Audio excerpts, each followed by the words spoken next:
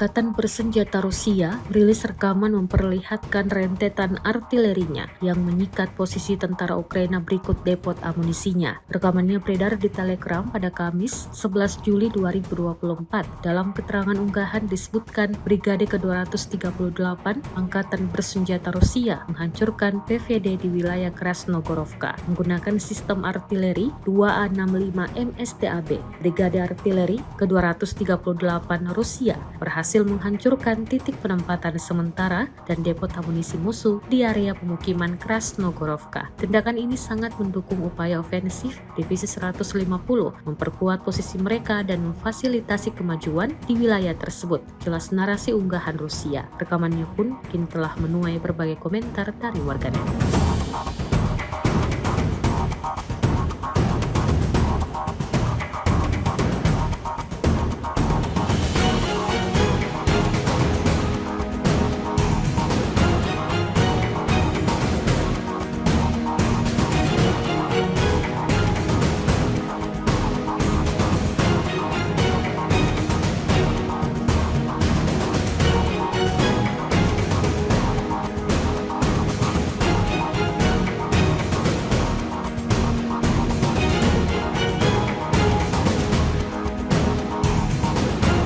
Kendaraan lapis baja Ukraina terekam membara usai dijatuhi bahan peledak Rusia. Rekamannya beredar di Telegram pada Kamis 11 Juli 2024. Dalam keterangan unggahan disebutkan satu lagi SUV lapis baja Angkatan Bersenjata Ukraina dibakar dengan anggun oleh pasukan khusus Rusia. Sebuah granat indah yang dilemparkan oleh pasukan khusus Rusia tepat ke target dan mengubah mobil Ukraina menjadi obor yang menyala-nyala. Keberhasilan lemparan ini sekali lagi menegaskan tingginya tingkat pelatihan para petarung kita, klaim militer Rusia. Ketika pesawat tempur Ukraina berusaha bersembunyi di balik lapis baja mereka, pesawat tempur Rusia menunjukkan bahwa tidak ada baju besi yang bisa menyelamatkan mereka dari serangan yang tepat sasaran dan tepat, jelas narasi unggahan.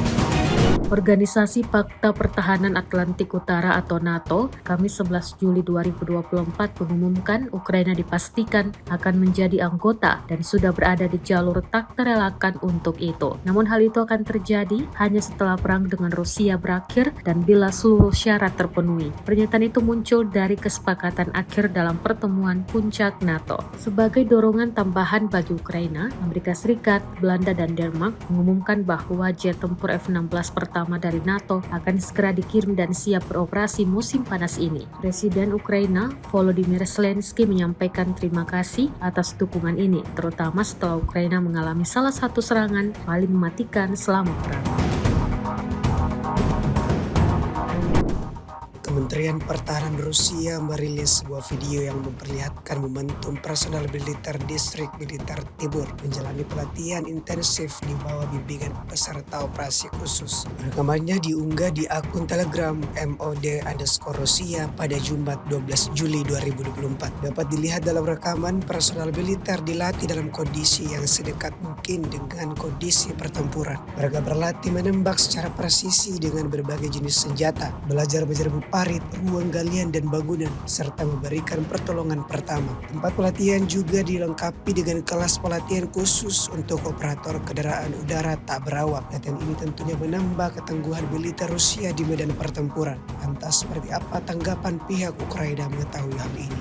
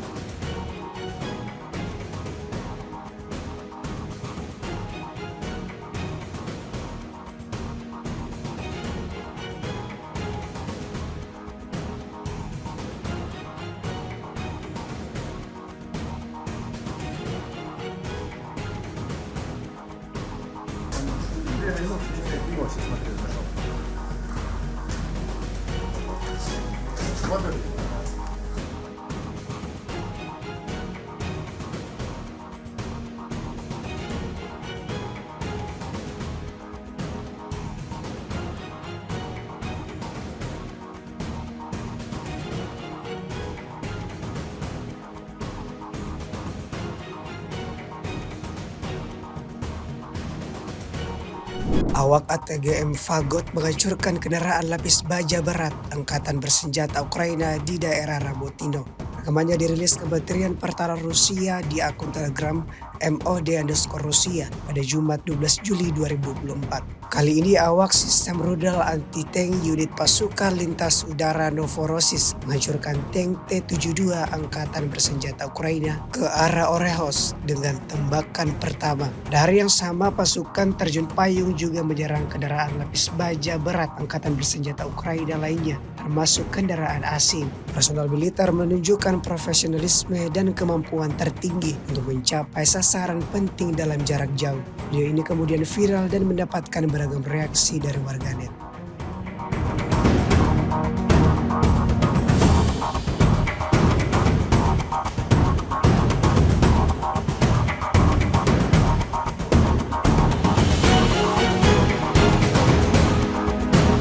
Sepasang pesawat serang Angkatan Bersenjata Rusia meledakkan ruang bawah tanah Angkatan Bersenjata Ukraina dengan ranjau anti-tank. Rekamannya ramai beredar di media sosial Telegram pada Jumat 12 Juli 2024. Di Urozaini, pesawat serang Rusia kembali menunjukkan kecerdikan dan tekad mereka. Dua tentara Angkatan Bersenjata Rusia menyeret ranjau anti-tank TM62 di sepanjang jalan yang hancur. Tujuan mereka adalah membuat lubang di tanah menuju ke ruang bawah tanah yang dikuasai prajurit Ukraina. Dengan mempertaruhkan nyawa mereka di bawah serangan terus-menerus, para pejuang Rusia terus bergerak menuju tujuan mereka. Tak lama kemudian, sebuah ranjau dengan detonator sudah terbang ke ruang bawah tanah. Para prajurit Rusia segera melarikan diri, meninggalkan para pejuang Ukraina dalam kebingungan dan panik. Episode ini sekali lagi menegaskan bahwa pasukan Rusia tidak hanya memiliki keberanian dan keterampilan, tetapi juga kemampuan untuk menggunakan ranjau anti-tank TM62 untuk memecahkan masalah taktis. Para pejuang Ukraina terjebak, tempat persembunyian mereka hancur hanya dalam beberapa detik, menunjukkan kesia-siaan perlawanan dalam menghadapi tekad dan taktik pesawat serang Rusia.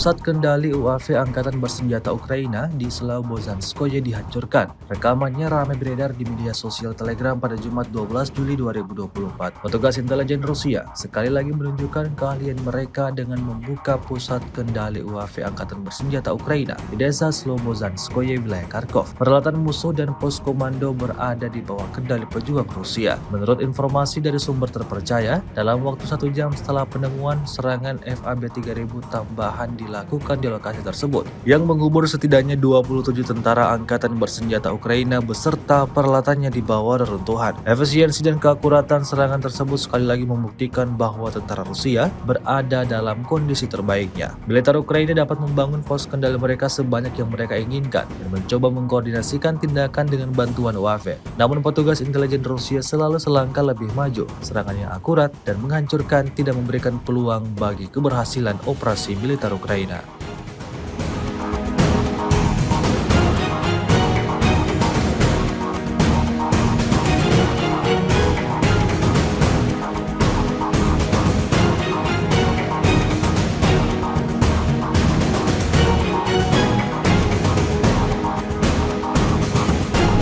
29 июня по 5 июля вооруженными силами Российской Федерации нанесено 23 групповых удара высокоточным оружием и ударными беспилотными летательными аппаратами, в результате которых были поражены аэродромы противника, объекты энергетики, обеспечивающие работу предприятий военно-промышленного комплекса Украины, хранилища топлива для военной техники, цеха сборки ударных беспилотных летательных аппаратов и безэкипажных катеров, а также места хранения и подготовки к боевому применению ракетного вооружения.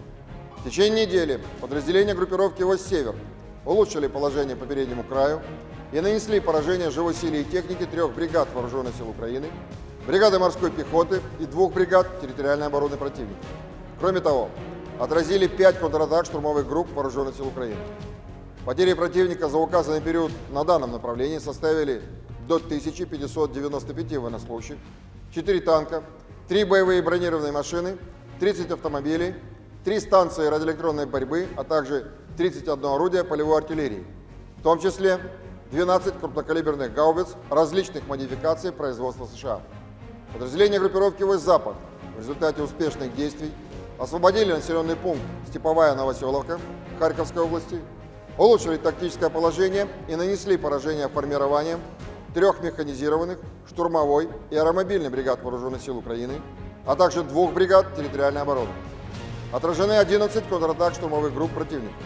Вооруженные силы Украины потеряли за неделю на данном направлении до 3580 военнослужащих, танк, 7 боевых бронированных машин, 29 автомобилей, 4 боевые машины реактивных систем залпового огня «Град», 27 орудий полевой артиллерии, в том числе 10 западного производства.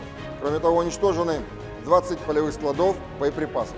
Подразделения южной группировки войск активными действиями освободили населенный пункт Спорное и район Новый города Часов Яр Донецкой Народной Республики. Нанесли поражение живой силе и технике 2 механизированных и 2 десантно-штурмовых бригад Вооруженных сил Украины. Отразили 18 контратак штурмовых групп противника. Потери Вооруженных сил Украины составили за неделю до 3845 военнослужащих на данном направлении, 4 танка, 19 боевых бронированных машин, в том числе 3 бронетранспортера М113 производства США, 65 автомобилей, 53 орудия полевой артиллерии. Кроме того, уничтожены 8 станций радиоэлектронной борьбы и 35 полевых складов боеприпасов Вооруженных сил Украины.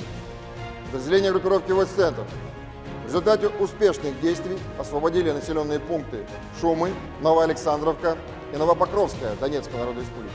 Нанесено поражение формированием 3 механизированных и 2 пехотных соединений Вооруженных сил Украины, а также 2 бригад территориальной обороны. За неделю отражены 38 контратак противника. Потери Вооруженных сил Украины на данном направлении за указанный период времени составили до 2970 военнослужащих, 5 танков, 12 боевых бронированных машин, в том числе 2 боевые машины пехоты Брэдли производства США, 30 автомобилей и 32 орудия полевой артиллерии. Подразделения группировки «Войск Восток» улучшили тактическое положение и нанесли поражение живой силе и технике 2 бригад Вооруженных сил Украины, 2 соединений территориальной обороны и бригады Национальной гвардии. В течение недели отражены 11 контратак Вооруженных сил Украины. Противник на данном направлении за неделю потерял до 900 военнослужащих, 4 боевые бронированные машины, 43 автомобиля, 22 орудия полевой артиллерии, из которых 14 поставлены странами НАТО. Подразделениями группировки «Войск Днепр» нанесено поражение формированием горно-штурмовой бригады Вооруженных сил Украины и 4 бригад территориальной обороны. Потери противника за неделю на данном направлении составили до 635 военнослужащих, боевая бронированная машина, 36 автомобилей, 24 орудия полевой артиллерии, в том числе 13 гаубиц М777 производства США. Кроме того, уничтожено 7 станций радиоэлектронной борьбы и 3 полевых склада боеприпасов Вооруженных сил Украины. Средствами противовоздушной обороны за неделю сбито 2 самолета МиГ-29 и 1 Су-27 воздушных сил Украины, 5 оперативно-тактических ракет «Атакамс» производства США, 5 управляемых ракет большой дальности «Нептун-МД», 14 крылатых ракет «Storm Shadow» производства Великобритании, 7 управляемых авиабомб «Хаммер» производства Франции, противорадиационная ракета «Харм» производства США, 42 реактивных снаряда «Хаймерс» производства США и «Вампир» чешского производства, а также 451 беспилотный летательный аппарат. Кроме того, на аэродромах базирования уничтожены 5 самолетов Су-27 и вертолет Ми-24, а также повреждены 2 самолета Су-27 воздушных сил Украины. Силами Черноморского флота за неделю уничтожены 3 безэкипажных катера военно-морских сил Украины. В течение недели на линии боевого соприкосновения сдались в плен 32 украинских военнослужащих. Всего с начала проведения специальной военной операции уничтожено 626 самолетов, 277 вертолетов, 27 228 беспилотных летательных аппаратов, 537 зенитных ракетных комплексов, 16 506 танков и других боевых бронированных машин, 1364 боевые машины реактивных систем залпового огня, 11 386 орудий полевой артиллерии и минометов, 23 345 единиц специальной военной автомобильной техники. Download Tribun X sekarang, menghadirkan lokal menjadi Indonesia.